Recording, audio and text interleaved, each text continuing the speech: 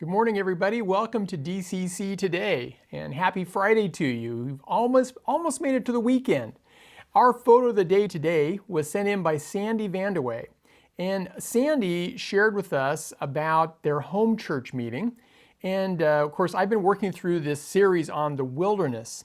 And Sandy said that at our home church this week, we had an additional guest in our audience. She really related to living in the wilderness. Hers involved an evil stepmother, wicked stepsisters, and a lot of manual labor. So check out who their special guest was for home church this week. Well, hey, Vandewey family and Cinderella, thank you so much for joining us for church on Sunday morning. I hope you'll join us again this Sunday. How about some announcements? Well, I've already mentioned that we've been working through this series on the wilderness, and we're going to actually be getting ready for the third and final part of that series. And so I hope you'll join us Sunday morning. It'll be both online, and you can start watching that as early as you want on Sunday morning online. Or if you're getting the DVDs, you can pick up a DVD Friday afternoon here at the church, starting at 4 o'clock. Or we have our in-person services now. We have an in-person service at 9 o'clock Sunday morning here at the church. Masks are required. But we had a good group that came last week, and there may still be some tickets available. To get tickets, just go to dcchurch.org and look for the banner there for making reservations for the Sunday service. And if there's still seats available, you can sign up for a seat and we can see you in person on Sunday morning. Let's see, other things coming up. Oh yeah, our secretary needs. I've been talking about that this week. Jane Boltadab, who is currently our lead secretary, is getting ready to move in the next couple of months. And we are going to miss her greatly. Jane does a wonderful job for us, but she has an opportunity to move and be closer to some family. And so we're excited for her getting to do that. We're just really sad that we're going to be losing her. Jennifer Freimeyer is going to be stepping into the lead secretary position, but we need someone to step into Jennifer's position as our assistant secretary. And so if you or someone you know might be interested in that role, please get hold of Colleen Price, our office administrator, and let her know. She can give you more details about it. And we are praying and looking for the right person to step into that role. Speaking of Jennifer, Jennifer does the interviews for us here on DCC Today and does a wonderful job. But things are getting really busy in the office, and we really need someone who could come alongside Jennifer to handle the scheduling for the interviews. It means making some phone calls to people, helping set up some interview questions, making the arrangements for when you're going to get together to record. And Jennifer could really use someone to come alongside and help her out with that. So I'm thinking maybe one of you faithful DCC Today viewers just might like to take on that project as a ministry and help Jennifer. If you'd be interested and would like to learn more, contact the church office, get hold of Jennifer, and she can tell you more about what she needs done to help her with that. So we could really use that. And we, of course, have got these mugs out to people. If you're a regular attending local member of DCC, you probably got a little gift delivered to your door, a mug and a calendar. And we've been asking people with their mugs to send us their mug shots. Take a picture of yourself with your mug and send it to us. And today I want to show you a mug shot that came from Janie Funston. And it appears that Janie's mug is really helping her to keep her head and stay balanced in this difficult time.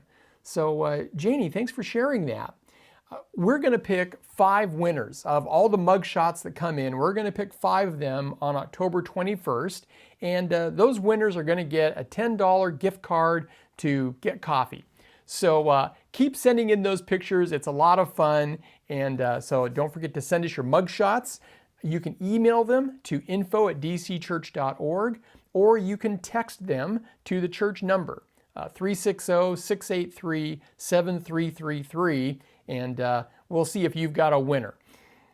How about a devotional thought for today? This comes from Lamentations chapter 3, verse 25. The Lord is good to those who wait for him, to the soul who seeks him. The verse is interesting. It says that God is good, but his goodness in some situations appears to only come to people who have been waiting, who have been seeking, being patient, being expectant. That's hard for me lots of times. I'm not a real good waiter. And yet, so often in my own life, I've seen how God has done great and good things if I was just willing to wait and wait for his timing. So maybe there's something that you are waiting for right now and it feels like it's taking way too long. Just a reminder, the Lord is good to those who wait for him, to the soul who seeks him. Okay, our interview. Last week, I started a new Friday series, and I had the chance a few years back to record Glenn Brown's life story, or at least pieces of it. And Glenn has been a great friend to this church over the years. He was a great mentor to me. The Lord called him home a couple of years ago. But I'm so glad that I've got Glenn's story, and it's been fun sharing with you. We'll keep sharing that in the weeks ahead. So let's go and listen to part 2 of Glenn Brown's story. And this was my favorite place that we ever lived. We had a house right next to the city playground. There were all kinds of rides, and you could go there and watch the ball games, and so it was a fun place. Had a great school, had a good music department. That's where I started my violin lessons. To my dad's lack of joyful response, he would have me make sure that I had the door closed when I was practicing. But it was a great place, and I enjoyed it very much. It was there that I got my first bicycle, and it was an old bicycle with the big balloon tires, and it was blue in color, faded blue, and the tires were very well worn, but I was proud of that bicycle. And one day, I was riding down one of the main streets near home, just a block away from the school, and going all out, speeding it just as fast as a 12-year-old boy could speed. And suddenly there was a huge bang. Now, you have to remember that I had a very vivid imagination. And when that bang went, I was sure that a policeman had shot me because I was speeding too fast. And the bicycle began to shake because I suppose the bullets had penetrated something. And then another bang. And then I knew it was all over. Both tires had blown out. There were no policemen pursuing me, and my brief adventure as a criminal came to a screeching halt, and I pushed my bicycle dejectedly back home. On December 24th, 1938, not long after we had moved to West Virginia, my brother was born. And my parents wanted to name him after the two youngest brothers on each side of the family, their brothers. My dad's youngest brother was named Walter. My mother's youngest brother was named Elmo. So they named my brother Walter Elmo. I was horrified. I thought that was a terrible name and that he would be stuck with it for the rest of his life. And besides that, I had a friend who had a much superior name that I thought he should be named after my friend. And so I cried and I pled, and finally my parents wrote the Bureau of Statistics and had my brother's name changed to what I had been pleading for, and so he has been known ever since as Charles David. I started high school while we lived in Virginia at a high school named Richlands. Actually, we lived in a small town outside Richlands, and we were bused in. And my first love athletically was football. And I quarterbacked a town team for a while until my dad made me promise to quit playing on Sunday. This was not the high school team, it was our small town team. And then I went out for the high school team in my junior year, and just played enough games to win my letter, and then we moved right in the middle of football season. I was extremely disappointed. We moved to a little town in North Carolina called Harmony. They didn't have a football team. So when basketball season came, I went out for basketball. It was my second love. And played on the Harmony team. And a neighboring school by the name of Union Grove was one of our opponents. Well, midway through the basketball season, we moved again.